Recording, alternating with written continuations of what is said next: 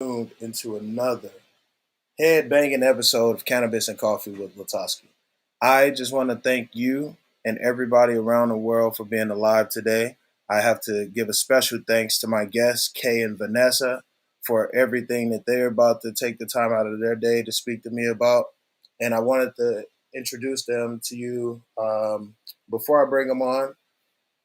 Amazing company, and I've done a little research. They've done a lot of fucking shit. So I cannot wait to learn about all of the events, all of the jewelry, everything that they got in store. And I know that you're going to be here and cheering along and asking your questions as well. So after this quick momentary break, we're going to bring Kay and Vanessa on cam, and then we're going to discuss what they got going on.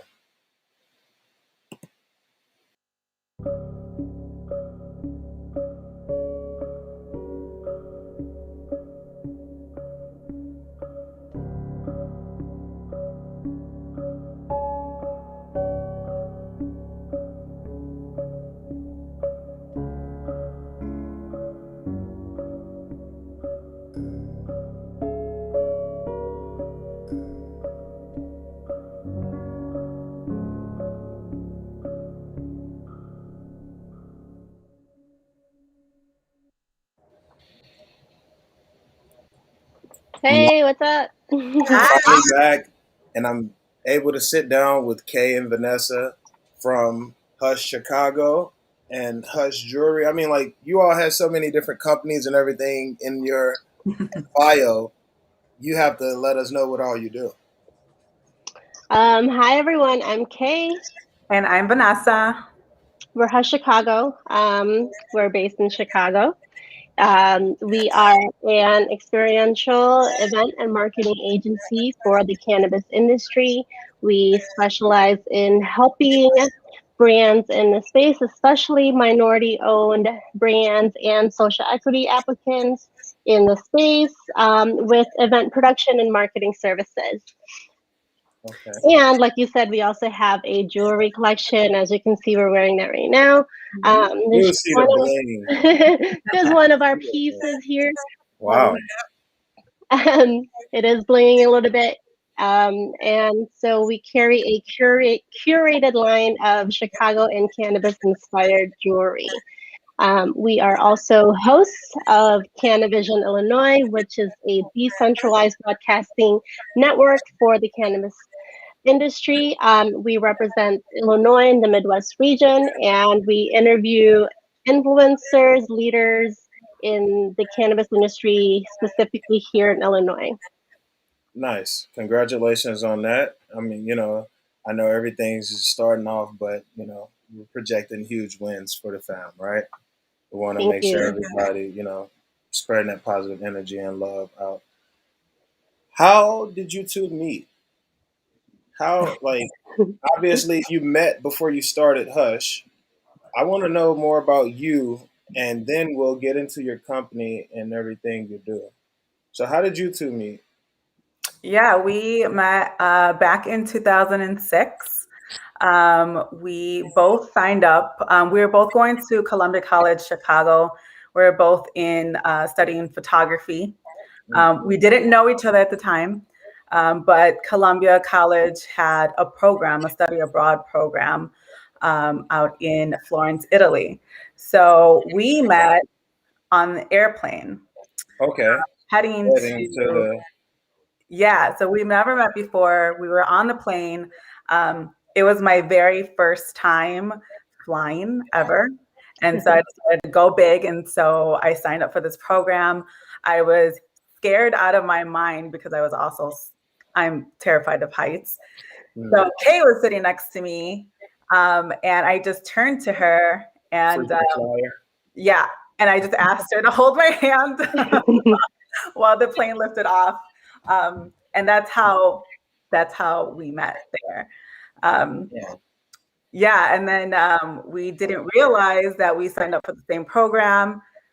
Once we were in Italy, in Florence, we decided to share a cab ride to our apartments. And little did we know that we were staying in the same apartment complex. Wow. And she was my neighbor across the hall. So it was a whole month-long program. So it was a large group of us taking this program, but like towards the end of that program, we were just together and pretty much traveling all throughout Italy together. And then when we returned, we kind of lost touch. It was that transition between MySpace and Facebook. So we lost touch. And then we were both on different career paths at that time. So 10 years later, we reconnected at a networking event. I was doing event planning and wedding planning at the time. And Kay had a business partner and she was doing event photography, wedding photography. So we reconnected at a networking event after 10 years. You stuck with it with the photography. Yep. Nice. Yep, sure did. And so, yeah, it was 10 years since we first met. We were in completely different, parts of our lives. We were young and dumb and, and risky and adventurous when we first met in our early 20s.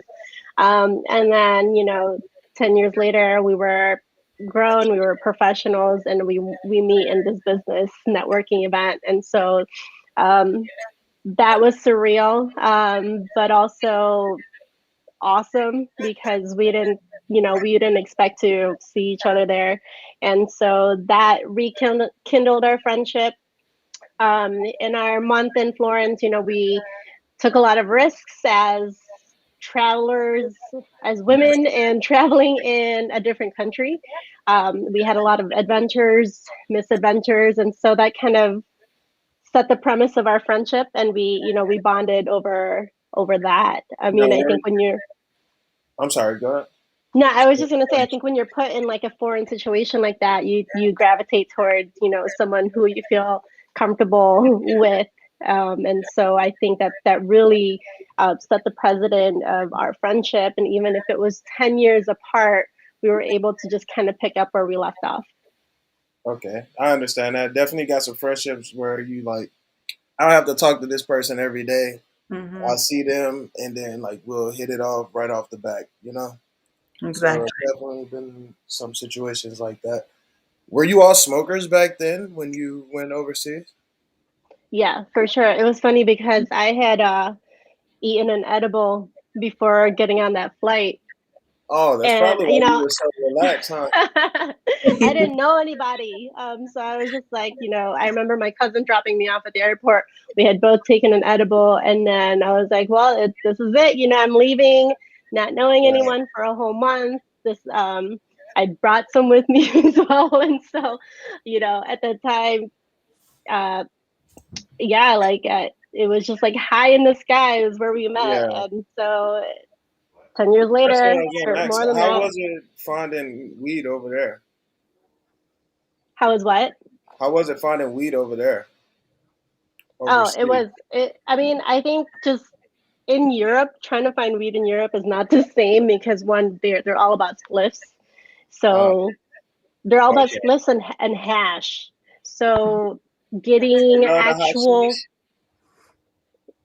it was all about, adding hash to your spliffs, and that was completely different. And then finding flour, like just straight flour, was such an American thing. And it was hard to find. Like if someone had just flour, they would try to sell you like 80, 100 euros for that. Like euros, which is a lot more than dollars, Oh my God. I hear stories like about weed prices overseas, and like I just be like, bro, how do you all afford to do that? Like I thought like $60 an eighth was bad, but then when you go overseas and then people be like, oh yeah, I pay like 100. What? Excuse me? Like yeah. It's also crazy because when you look for just straight flour, they're like, oh, you're straight American. Like your Americans are crazy for smoking it straight like that. And I was like, no, you're crazy for like mixing it with tobacco. And right. Okay. I definitely understand that. So let's get into some business questions. Sure. We're here. We met within the NCIA. You all are part. Kay, Vanessa, are you a part of a committee in there as well? Yes. Okay, what committees are you all on, and can you give us like a little quick spill on what you do within the NCIA? Yeah, so we are both a part of the marketing and advertising committee for the NCIA, that's National Cannabis Industry Association. I am part of the content subcommittee, and Vanessa's part of the next generation advertising subcommittee. Okay. Overall, as marketing, we talk about the latest regulations, policies involving marketing in cannabis, which is just, a completely new and constantly changing environment and landscape.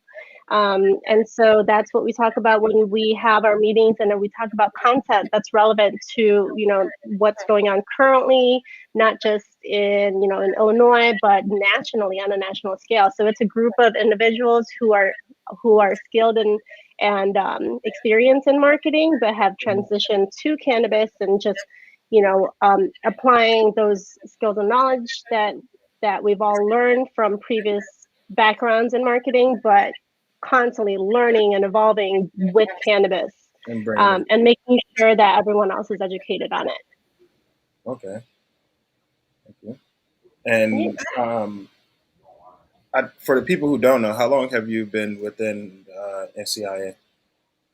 Not that long, actually. I think we joined. It was during the pandemic. Yeah, like early last year. I think it's gonna be a year, actually. Congratulations. Yeah, thank you. I'm all over the place with the questions, but I want to stay in the general business portion right now. I wanted to know if you had a business related book that inspired you all during the start, or that helped you get you through the start of you starting your company, because it's rough times for a lot of people who have never started a company. It's not easy, especially within those like first few to 5 years. It's difficult, and I myself definitely have read different books and stuff, so I'd like to ask my guests if they had a business book related book that inspired them or helped them keep going and fight through that. Yeah, absolutely. Vanessa, you want to go first? Yeah. For me, in the beginning, there was a lot of books. So there was like 10X by Grant Cardone, Relentless, From Good to Great to Unstoppable. That book really kind of Tim Grover. Yeah, exactly, by Tim Grover. Yeah, exactly. So Tim Grover, for those that first one, I'm sorry, I was just trying to search it so I could get them pulled up and share with the people at a later date. Yeah, so Tim Grover he's a trainer for a lot of the greats like Michael Jackson and Kobe Bryant. Michael Jordan. Yeah, Michael Jordan, sorry. Michael Jordan, Dwayne Wade. And so he just, really goes in and dives in more about the mindset of how they became great and how they continue to be great. So that was one of the books for me.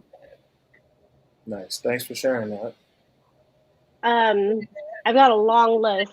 I will say Relentless is definitely one of them because, Tim Grover is not just a strength coach, but he was the mindset coach for Michael Jordan and Kobe Bryant, Dwayne Wade, so that just shows you what the kind of like nuggets of wisdom that he is going to give you.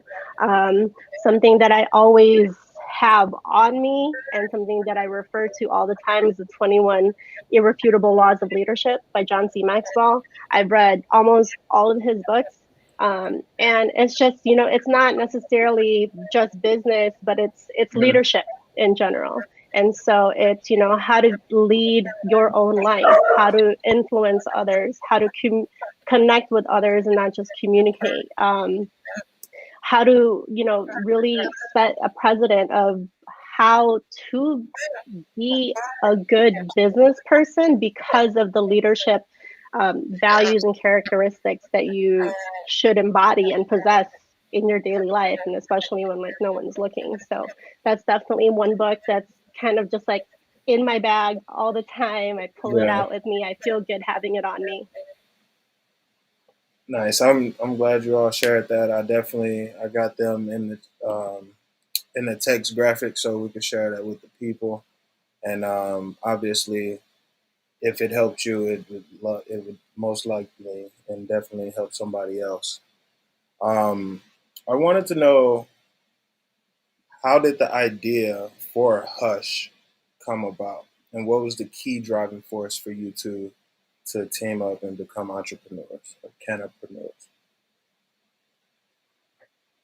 You want to take this, Vanessa, or you want me to? So how we started Hush, it started off as a session. So Kay and I got together.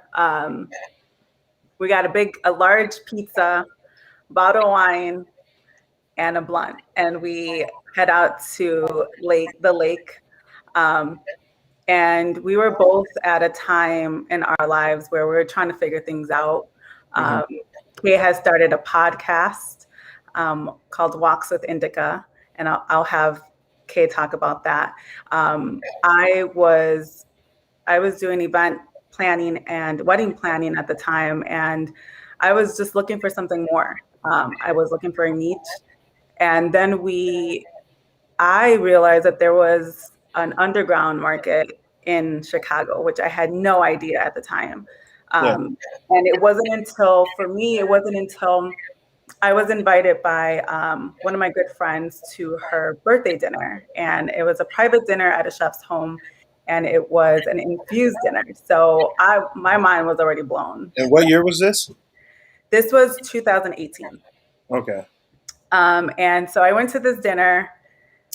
We had a 5-course meal, and in between each meal, we had joints just being passed around.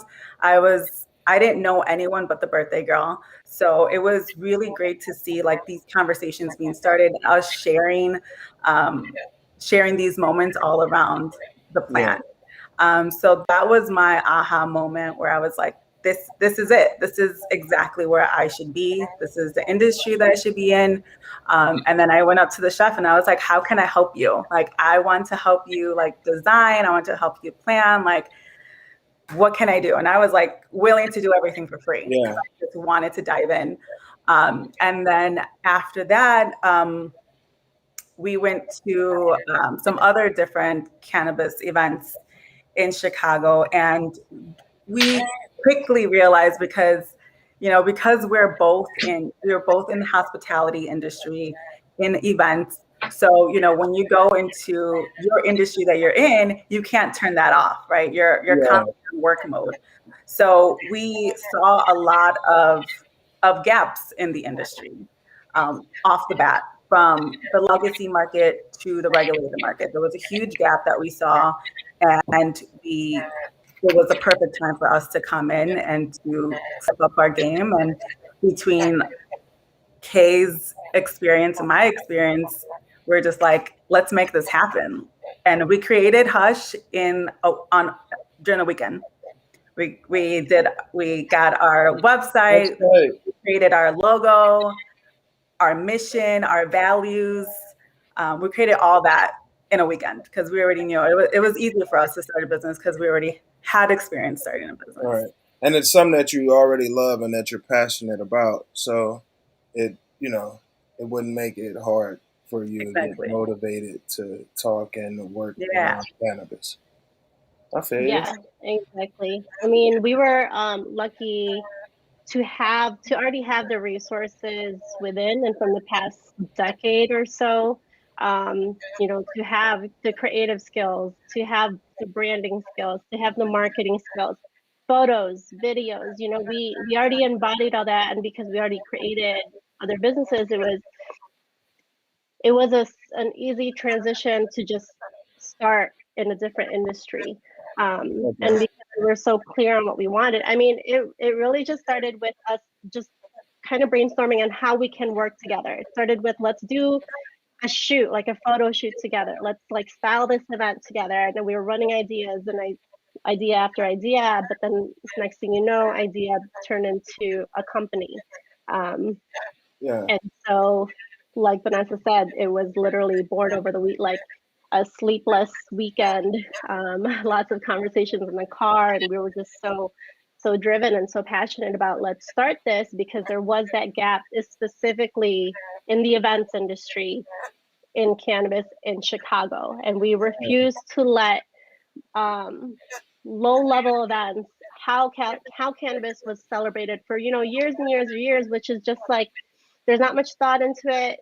It's great to session with people, right? But in order for us to really be taken seriously, to change the narrative on cannabis, right? Let's make it professional. Let's elevate and celebrate cannabis differently. And they were already doing that in the West Coast. They were doing that in Seattle, in Colorado, in California specifically. But then when you look at Chicago, that didn't exist. Right. Professional event production in the cannabis space was not there. It was still a lot of like underground events, smoking in basements, warehouses. And so we kind of just like said to ourselves, this is not how we want Illinois. We don't to be represented. We don't want Chicago to be seen this way. So let's change it up and let's do things differently. And so it was 2018 October that we created Hush, and by New Year's Eve, that was our very first brand activation, brand launch for Hush. The 2019 event on your website, the New Year's Eve, that was your first event? Yeah, that was our 2018 brand going into 2019. Listen, that was the very it was go big or go home. I'm glad you brought that up because that was going to be the first event that I wanted to talk about because I saw the ice sculpture and I saw how you did. I was like, man, this shit is dope. I'm so glad that our paths have crossed because what you all are doing with the events, it needs to be seen to the world, Exactly. And you're exactly right. Let's create an elevated experience that everyone can enjoy, And of course, you're going to be smoking and getting stoned, but it doesn't have to be, like the old underground events, You could do it high standard or, how, it. I get what you're saying. I'm losing words right now. Yeah, no, our motto when we first created Hush and established the culture was higher standards for the high hustler, because our heart was really for, we saw that, there were markets, there were, like underground markets and people who were trying to build a business around cannabis and cannabis products, but they just didn't know how to elevate their brand. They didn't even, know how to really brand it properly without perpetuating that negative perspective on cannabis. And so our hearts really went out to people like that who were entrepreneurs at heart, but just didn't know how to take it to the next level. And so that's what we aim to do we curated, a group of entrepreneurs who had products. And so we help them with their branding, with their aesthetic, with tabling at our event. And so we created these standards and prerequisites to be a part of an event of our event. And so that was also something that they weren't used to, the kind of setting the standard for how to be a part of an event, how to set up your table. Like we were just like, we don't just want you to set up a table and lay out your products without any thought or intention. Let's make everything be purposeful, because that's how we do things at Hush. You do everything with intent.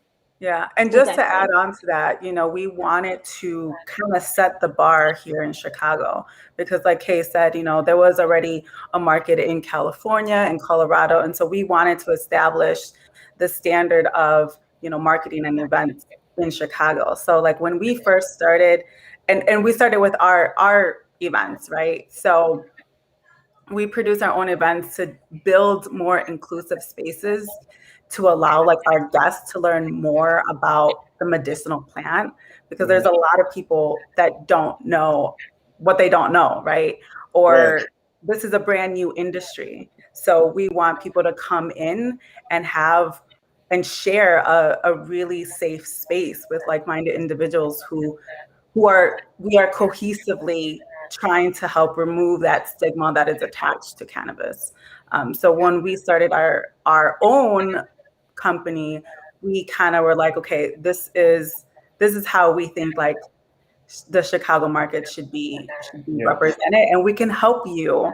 We can help brands. We can help. Like we work specifically with minorities and social equity applicants, and anyone who's like really looking to elevate and bring their brand to the next level when it comes to like marketing and branding and event production. Okay. All right. Thank you. Not to get too far off what we are talking about, but to go back to the foundation. When you started your company, how did you to raise funding, or was it self-funded, or? It was self-funded at first. A large majority of it was self-funded, and then we generated revenue through ticket sales to our events and also with our jewelry collection. And so, really, we started our jewelry. Okay. Yeah, that's what I was about to ask. How far in to the conception of Hush did you all start the Hush jewelry? It was actually in the very beginning, so right at inception. We were talking about creating a culture that kind of ran like a secret society where, although it was inclusive, there was that exclusivity and that allure to belong to a certain type of community. And so we talked about having an emblem or a symbol to represent that community, that secret club. And so that's when we started talking about bringing a jewelry collection. And so that was one of the first things that we did. I remember like calling Vanessa, I was like, meet me up at a cafe. And then hours later, we were shopping for jewelry, and picking out our very first collection. And so that has allowed us having the jewelry collection because we weren't, plant touching. We had merchandise that represented cannabis. It allowed us to be part of mainstream events such as, festivals like house music festivals, art festivals, like business expos, and have a booth and bend and be a part of those events so that we could educate people on who Hush was and what we do. And so our jewelry became that gateway to everything else Hush. Okay. And that was going. All of these questions are leading to the next. Honestly, is like magic.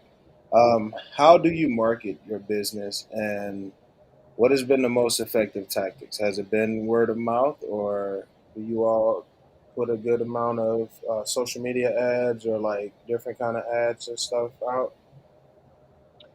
We don't have any paid ads just because of the space that we're in and we're not allowed to. But the way that we marketed who Hush was in the very beginning, it was to create capturing sensuous images that included cannabis. It was very alluring and mysterious, and it was provocative, and it had that appeal. Cryptic. Yeah, and it had that appeal to people that, there was intrigue. People were like, what is this?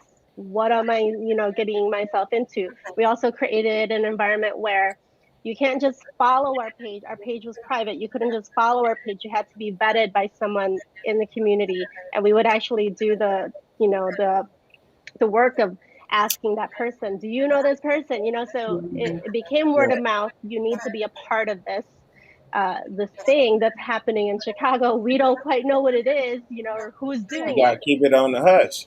Exactly. Yeah, that's exactly how we operated. And to add to that too, because this was in the very beginning, so yes, we did the vetting online social media, but we also went out and went to different lounges or different spaces where we knew like the people that we wanted to come to the events were there. And so we didn't ever go up to them and be like, you're invited to our launch party. We got a card. It was like a black card. It said Hush and then just a leaf.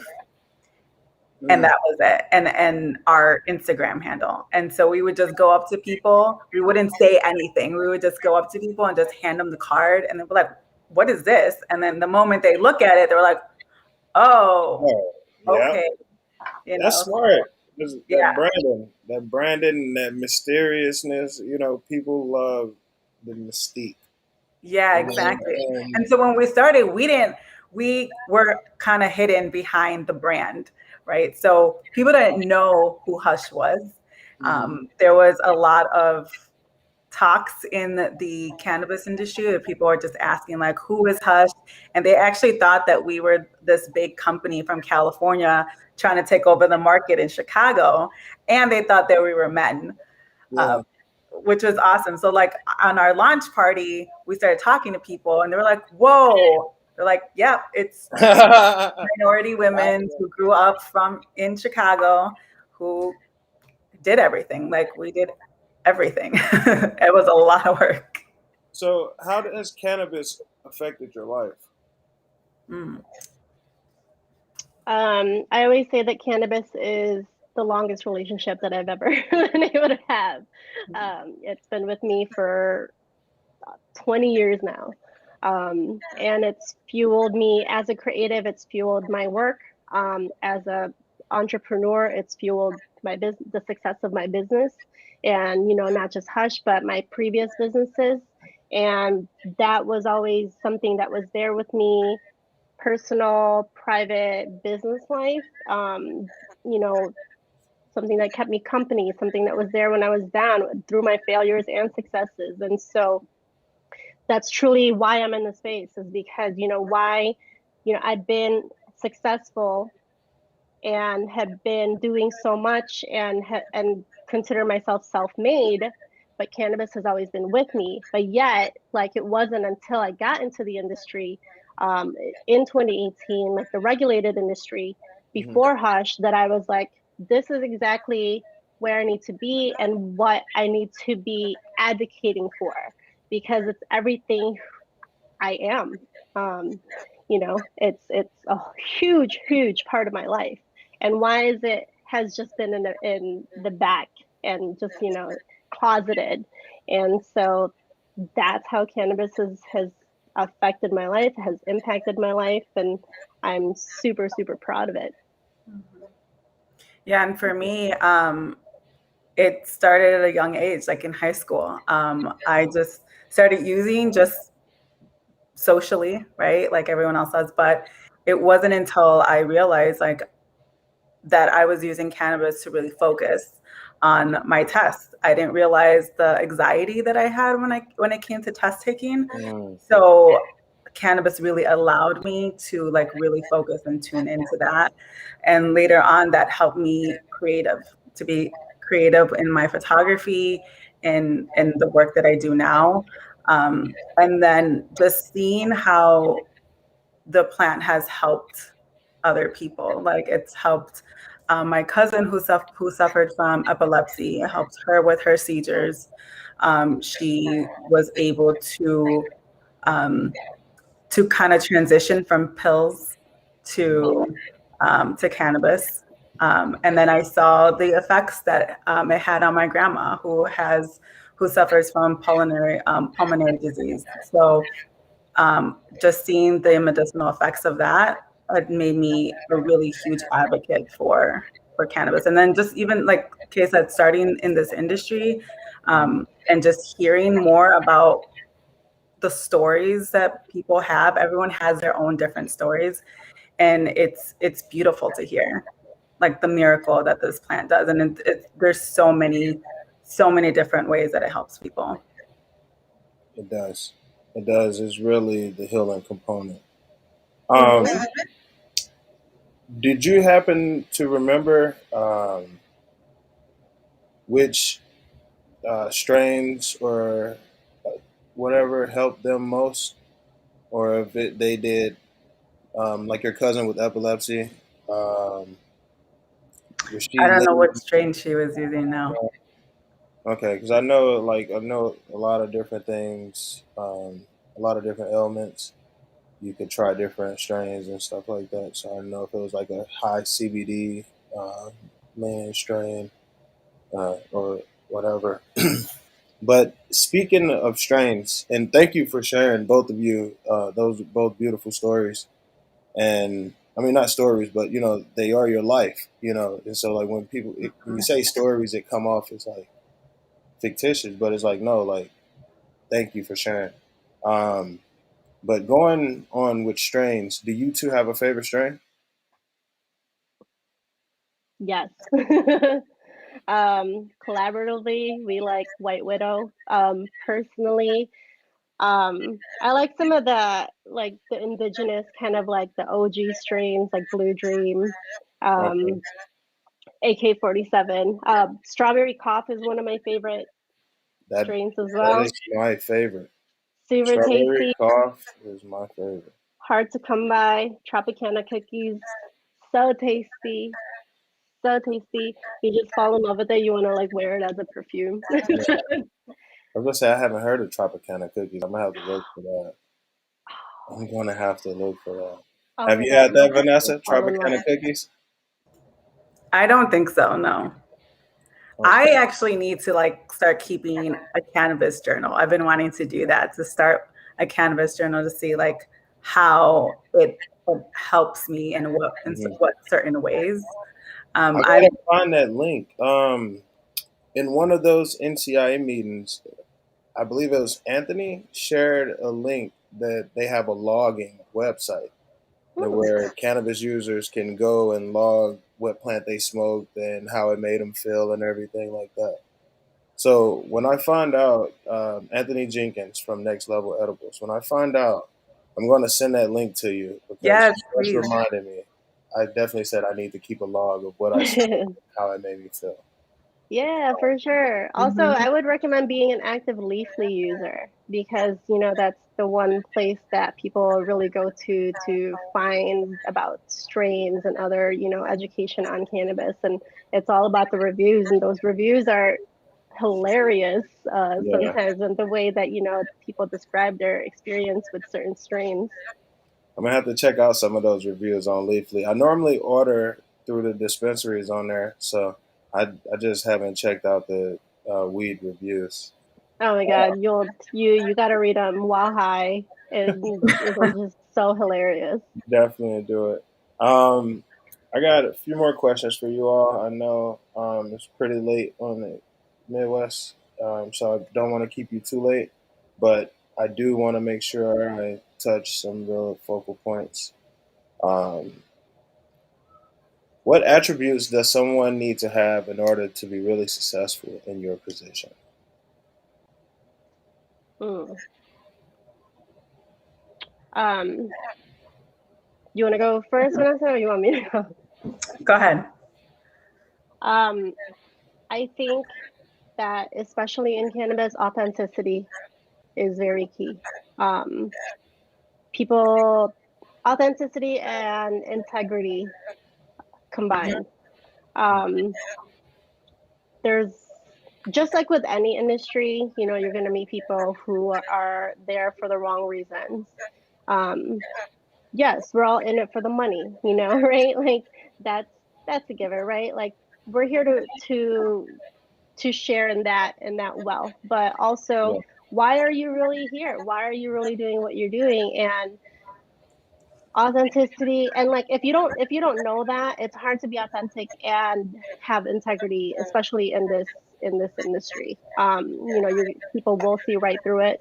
And I would say just in any industry, and especially if you're facing the public, if you're out there speaking about what your company does, who you are, it doesn't take much for people to see, fake versus real, right? And like yeah, who's really in here just to make money, or who's really in here because they believe in the plant. They believe in, that it's a healing plant, and that it's really going to be the healing of a nation, healing of the world.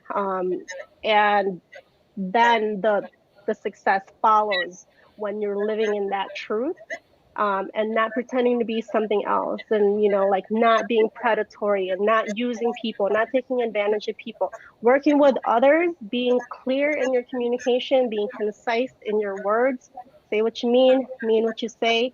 It's pretty simple, but it's not easy, right? I just want to say yeah. that again. It's It is pretty simple, simple. not easy.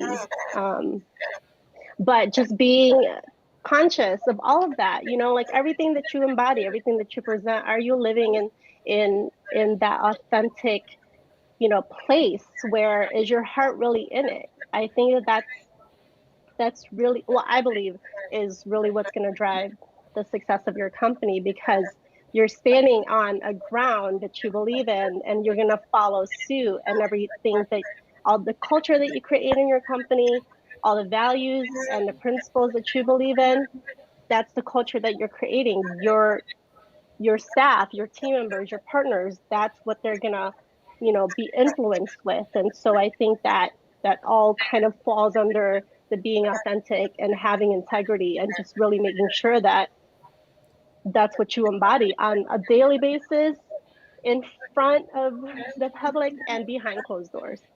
Mm-hmm. Yeah, and then all really great points, Kay, and I agree with everything she said.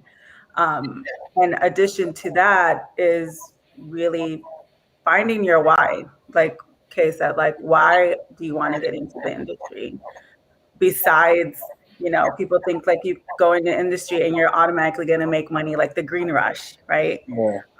But there's more to that, right? There's more to it. Like, you have to be passionate in what you're doing, yes, but also passionate in how it's helping and how you can help by, being part of organizations, because this is still federally illegal. There's still a lot of people that Black and brown people that are going to jail still for this. Yeah. So how can you, not just as an individual, but as a company, how can you help remove that stigma and help other people? And yeah, just making sure that you're in it for all the right reasons, because like he said, like integrity, people are gonna see right through the bullshit. Yeah. Very quickly. So yeah, I think that's a major point. Both are very valid points, and I'm pretty sure the person who you're going to answer this next question with exudes both of those qualities. Who do you admire most in the industry? In the industry, have you read the Cannabis Manifesto by Steve D'Angelo? I have not, but I am adding that to the list. I think if you're And in the he was industry, actually in. He was. He did one of the META trade talks. I'm sure he's everywhere. I mean, he's been an advocate for decades. He's one of the pioneers of just advocating. He's the head of the Last Prisoner Project, and he also was the founder of Harborside, which is a huge company. He left the company now, but he was one of the founding fathers of just being that person who advocated for the plant as medicine, but really stuck true to the integrity of the plant. Steve D. I think if you are in the cannabis industry and you haven't read that, you have to read it. It's called a manifesto for a reason, and so it talks about you choosing cannabis for wellness and not intoxication, and that's a principle that I adopted from that book. And so his words and everything that he's done, his story has influenced a lot of what I do in the cannabis industry. Yeah, for me, I don't know. I don't think I have a specific person, because I think there's so many great people that I admire in this space, especially those who are really making an impact on social equity and inclusion, being in the forefront and like fighting for these bills. So like local organizations, those leaders, those who I really admire. And what's your favorite thing about being in the industry?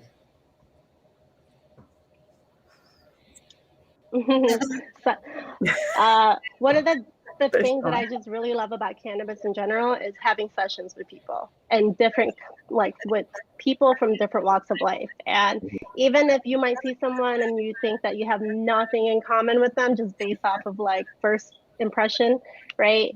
But then it's like once there's a session and you're part of that circle, you pass that joint, you know, and you share that plant together, there's that connection there. And that connection is, you know, sometimes it's hard to describe, but it's definitely something that brings you together. I've gone to different countries, I've met, you know, smoked with people who didn't speak English, and, you know, and just it bonds you.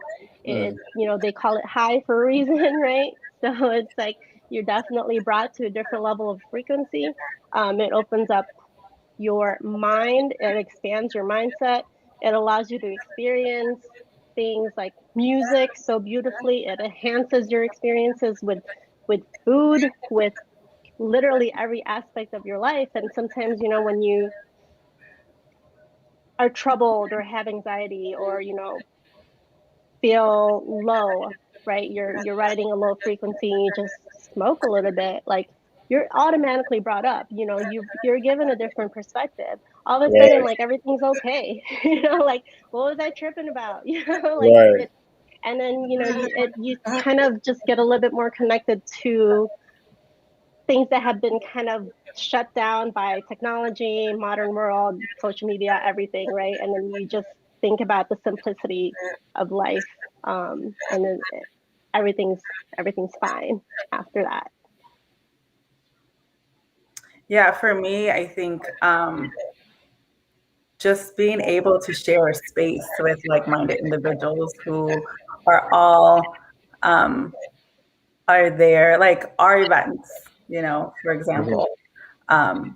It's, you know, we at our events we're constantly working, right? But there's a moment where Kay and I will just pull each other away for just one moment out of the crazy all night of working. We pull each other to the side and we look out to the audience and all the guests and just seeing that this, like, we can't believe that this is our world, you know, that all these people are here for a common ground, knowing that this plant, all the properties that this plant can do for so many people, whether it be just social, whether it be medicinal use. It's bringing everyone together, and it's different, right? It's a different perspective when you see the cannabis users, right, in a room versus the people who are alcohol drinkers, right? You see like the different perspectives. It's a different vibe. It's a whole different vibe, whole different frequency. Yeah, and then you see like people come to events by themselves, and they're okay because they know that they can talk to anyone, and they'll always have cannabis as their common ground. And it's really beautiful to see. And just being at this point now in this time where we can also bring in, you know, people in their 50s and their 60s. Right. The ones Experience. who used to be scared to go and out they and live you through it know now. smoke and smell like smoke, now they can actually relax and enjoy, you know, some weed. Exactly. Like without the stigma or without having to worry about like being judged. It's just a plant, man. It is. Just a It is. plant. What has been your favorite event by you, you know, that you have put on?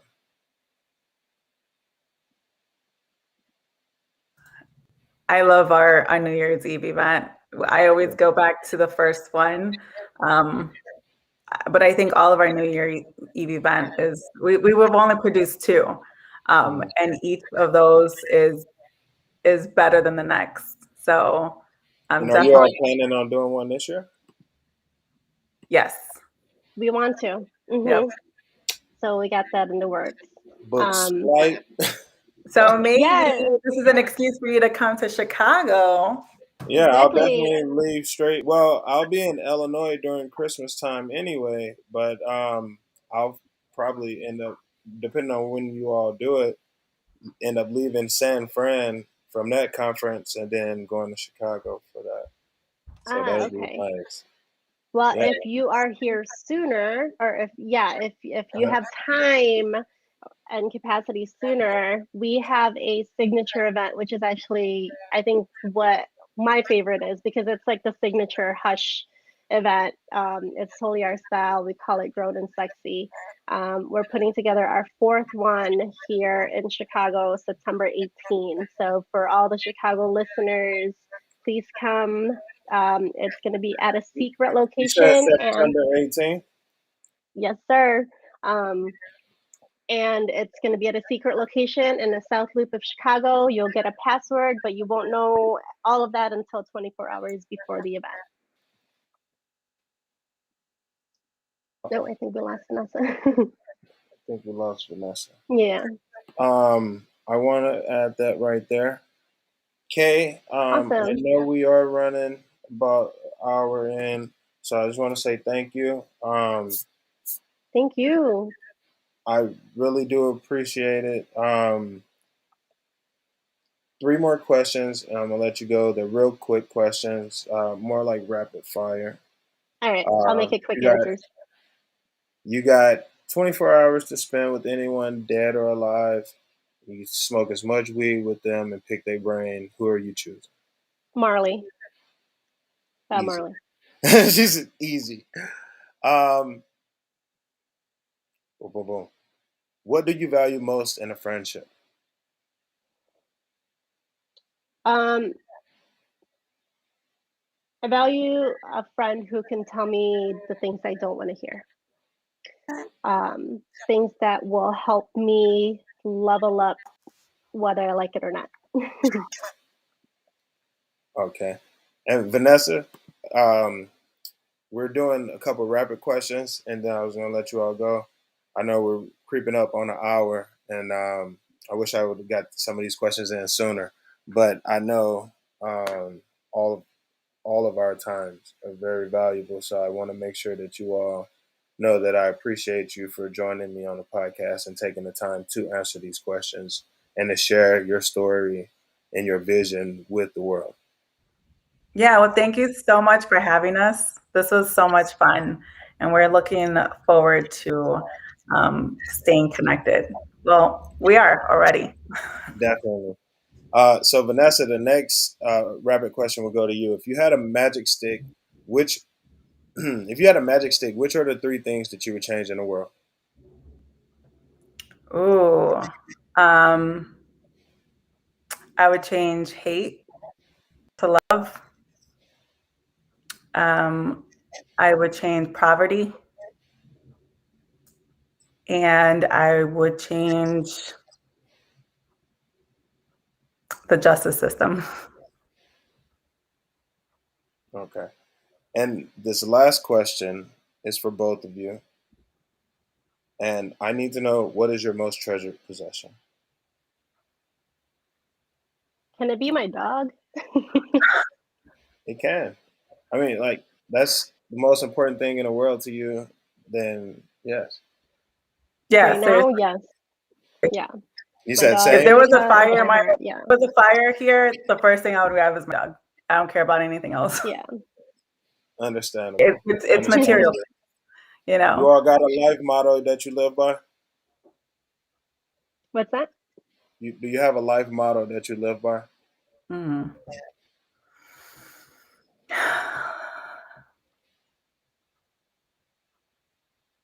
Yeah. How you do one thing is how you do everything. Mm, Mm-hmm. I like it. I like it. um, Celebrate the big wins, or celebrate any wins. Celebrate Nice. all the moments, because as an entrepreneur, you're constantly on fast track, and it's easy for you to get lost and focus on the next thing and not really taking a step back and appreciating all the things that you've done, big or small. Yeah. Thank you. I definitely appreciate that. And mine's is, you always got to find a way or make a way. And Yeah. we'll end with that. Ladies, I greatly appreciate you once again. Cheers to many more years of success. And I'm sure this won't be our last time sitting down. I got Nope. to get on that Cannavision and promote the cookbook.